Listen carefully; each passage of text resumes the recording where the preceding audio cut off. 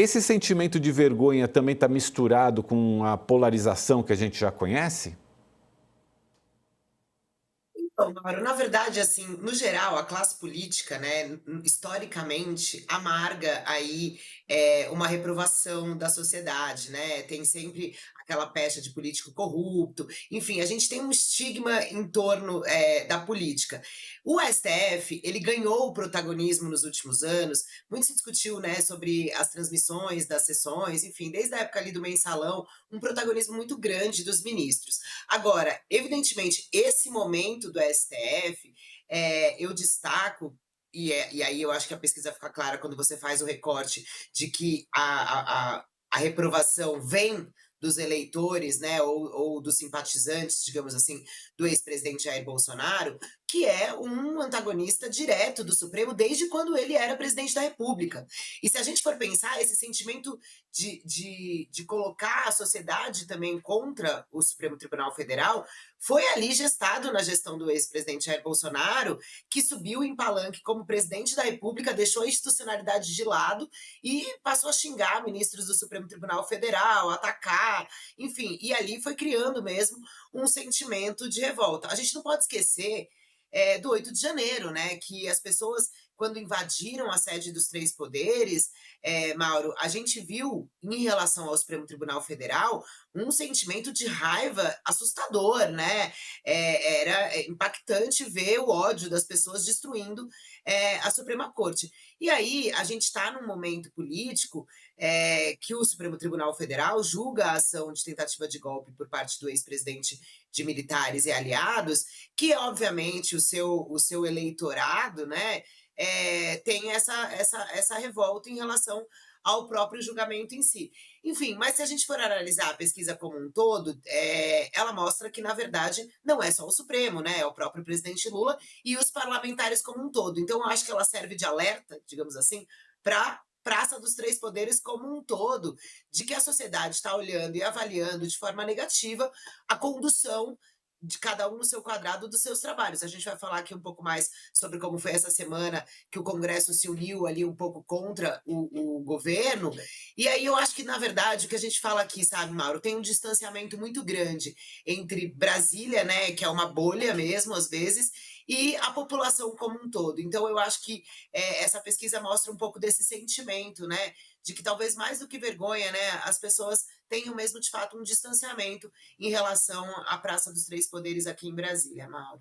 Ô Beto, eu queria que você continuasse analisando em cima também desse raciocínio que a Carla fez.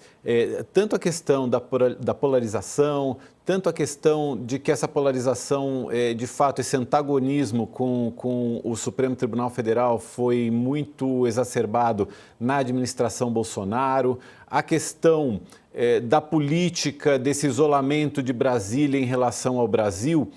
E também eu queria acrescentar um tema a mais. Será que existe aí, por parte da população, de uma forma geral, um certo desconhecimento até em como é que as instituições funcionam? Porque às vezes eu vejo assim, mas o Supremo está se metendo onde não deve, mas o Congresso isso, o governo aquilo. Às vezes também tem um pouco de desconhecimento. Será que esse caldeirão todo é que está formando esse sentimento de vergonha?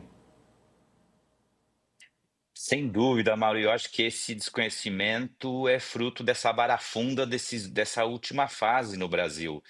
Eu diria que esse talvez seja, primeiro, queria dar os parabéns para a Datafolha pela pesquisa. A gente que na universidade trabalha com estudos de opinião pública, isso é ouro para a gente, é muito interessante a pesquisa. Mas, como eu dizia, eu acho que esse é o principal legado da gestão Bolsonaro, ou seja, uma descomposição geral dos três poderes, né. O Bolsonaro conseguiu, desmoralizar o Supremo, porque, como a Carla comentou, ele passou uma campanha inteira criticando o Supremo, o TSE, tentando um golpe de Estado e, por isso, tentando desmoralizar as instituições, né, o poder judicial, para poder fortalecer sua narrativa golpista, e isso gerou uma reputação muito ruim. Agora, com o processo do golpe, como a Carla lembrou, o Supremo continua na mira do bolsonarismo, então continua essa tentativa de desmoralização do poder judiciário. houve um enfraquecimento do poder executivo, porque a gente sabe, um pouco por preguiça, um pouco por inépcia, ou por andar fora das quatro linhas, o Bolsonaro foi entregando o poder ao legislativo, então deixou um executivo muito enfraquecido. E eu acho que a chaga que essa semana a gente viu, que é um poder legislativo que ficou completamente deformado. Um lado com um centrão super vitaminado, né, esse ectoplasma fisiológico que tenta ocupar os espaços, tentando avançar nas atribuições do executivo, então querer controlar o orçamento da União, mas sem querer ter responsabilidade fiscal nem com o país, porque no mesmo dia que eles não querem subir um imposto, eles aumentam o número de deputados, na mesma semana, né, autorizam eles terem pensão e aposentadoria e salário junto, eles mesmos permitem aumentar o fundo partidário que os beneficia, aumenta a conta de luz dos brasileiros por jabutis que têm interesses não muito republicanos por detrás, não querem negociar um centavo das suas emendas. Então, essa imagem desse centrão por um lado e do outro, um terço ou 40% do Congresso bolsonarista, que é essa turma de acelerados que fica lacrando na rede social com uma guerra cultural e de costumes retrógrada. Então, assim, o Bolsonaro deixou esse desarranjo institucional e isso confunde o eleitor, porque, Mauro, né, respondendo especificamente a sua pergunta, as pessoas pensam, quem é a atribuição do orçamento? É do executivo, mas aí, como eu comentava, o legislativo vai lá e quer se apropriar da parte do bônus, mas não quer o ônus. Em paralelo, eles não fazem o trabalho deles, que seria, por exemplo, legislar sobre a questão das mídias sociais, que o Supremo está há 2 anos rogando para o legislativo fazer alguma coisa, e eles não fizeram. Aí, essa semana, depois de ser provocado, o Supremo delibera, e aí volta o legislativo a dizer, o Supremo está atuando com ativismo judicial. Quer dizer, é um legislativo que quer ocupar a responsabilidade do executivo, mas sem o ônus, e ao mesmo tempo deixa de fazer a sua parte, e quando o Supremo é chamado a fazer, diz que o Supremo está com ativismo judicial. Essa barafunda confunde a cabeça do cidadão e as pessoas perdem o papel, e eu acho que o pior, né, dessa situação como um todo, dessa geleia geral, é um cidadão que não entende mais a atribuição de cada um, mas a mensagem é clara: os três poderes estão, por conta desse legado do Bolsonaro, bastante desmoralizados. E um último ponto que eu acho que é interessante, também na linha do que a Carla começou a falar, o Supremo foi o alvo prioritário do bolsonarismo durante esses anos e continua por conta agora do processo de julgamento. Por ter sido tão fustigado, ele está com o mesmo índice de aprovação do executivo e do legislativo. É quase que uma boa notícia para o Supremo. O legislativo, sim, que deveria pôr as barbas de molho, porque agora que está pondo a cabeça para fora com essa performance que eu estou comentando, sobretudo depois dessa última semana, quem tem, né, uma grande possibilidade de continuar derretendo na sua imagem na opinião pública é muito mais o legislativo do que o próprio executivo e judiciário. Então é bom que Mota e Alcolumbre e Companhia Bela ponham as barbas de molho. Eu tenho um pouco de dúvida, Beto e Carla, se o legislativo, tudo bem, 59% dizerem que tem vergonha do Senado, 58% dos deputados federais, é claro que é um nível altíssimo, mas me parece que, de uma forma geral, Supremo e Executivo, né, Supremo e governo, parecem ser muito mais alvos constantes de crítica, de tiroteio, do olhar mais negativo mesmo, do que o próprio Congresso.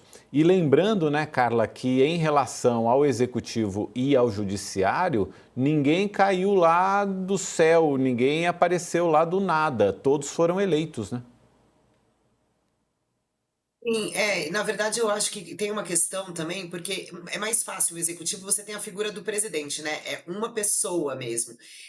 E no Supremo, a gente é muito curioso isso, porque agora as pessoas conhecem os ministros do Supremo, de fato, são 11 ministros, e, por exemplo, se você perguntar se as pessoas sabem quem é o Alexandre de Moraes no Brasil, com certeza a maior parte da população sabe quem é. Ô No Carla, Congresso, desculpa, 500 desculpa interromper, deputados. mas assim, eu não resisto à comparação futebolística, já que a gente está em tempo de Copa do Mundo de Clubes aqui. O pessoal sabe escalar os 11 ministros do Supremo, às vezes não sabe escalar os 11 do próprio time, né? Pois é, e aí sabe o que que acontece? No Congresso, na Câmara são 513, vai aumentar, no Senado são 81. E as pessoas, Mauro, aí eu acho que a gente entra numa questão que é um pouco cultural, infelizmente, do Brasil. As pessoas não lembram os parlamentares que elas votam. As pessoas não votam, elas votam, elas esquecem. Então é difícil você cobrar o seu deputado, o seu senador. E aí, de novo, eu falo dessa questão do distanciamento. As pessoas não entendem o poder desse voto, né? E aí eu acho que fica acabando mais fácil mesmo essa impressão de você ter um conhecimento, digamos assim, maior do presidente do STF do que do Congresso em si. E aí se generaliza o Congresso como um todo, né? Ah, é todo mundo ladrão, ah, é todo mundo fazendo a questão em benefício próprio. De fato, a gente vê um Congresso cada vez mais legislando em atuação própria, né? Defendendo os seus benefícios, os seus interesses. Eles têm uma pauta econômica que também a gente pode discutir no Brasil, né? Essa questão do lobby. Ah, lobby é proibido, mas as bancadas setoriais, o empresariado tem os seus representantes. Então, assim, o Congresso é isso, com a população que está ali na ponta, eles têm um distanciamento maior mesmo, né? E aí eles usam as emendas parlamentares justamente para tentar dizer que é o que eles querem fazer, levar recursos para a minha base.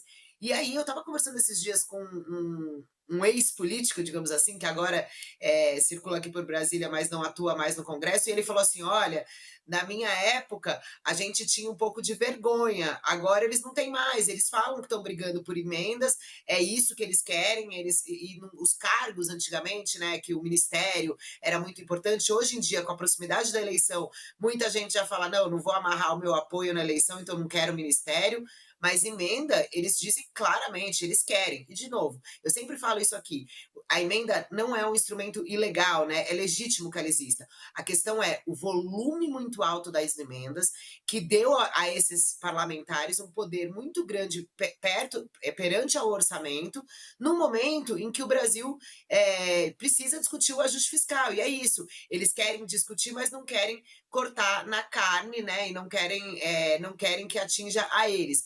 E aí, eles acabaram, ao longo dos anos, de novo, uma herança também do governo Jair Bolsonaro, ganhando muito protagonismo em relação ao orçamento. O executivo ficou ali um pouco de mãos atadas nesse aspecto por conta desse volume alto de emendas, e aí não tem jeito, né? Tá difícil para o presidente Lula governar, e agora, essa semana, ele viveu, sem dúvida, uma das piores crises institucionais com o Congresso, na figura dos dois presidentes, né, Davi Alcolumbre do Senado e Hugo Mota da Câmara, que se uniram aí e mostraram para o governo a força do Congresso e a dificuldade do presidente Lula de fazer avançar as pautas de interesse dele, né? Pois é.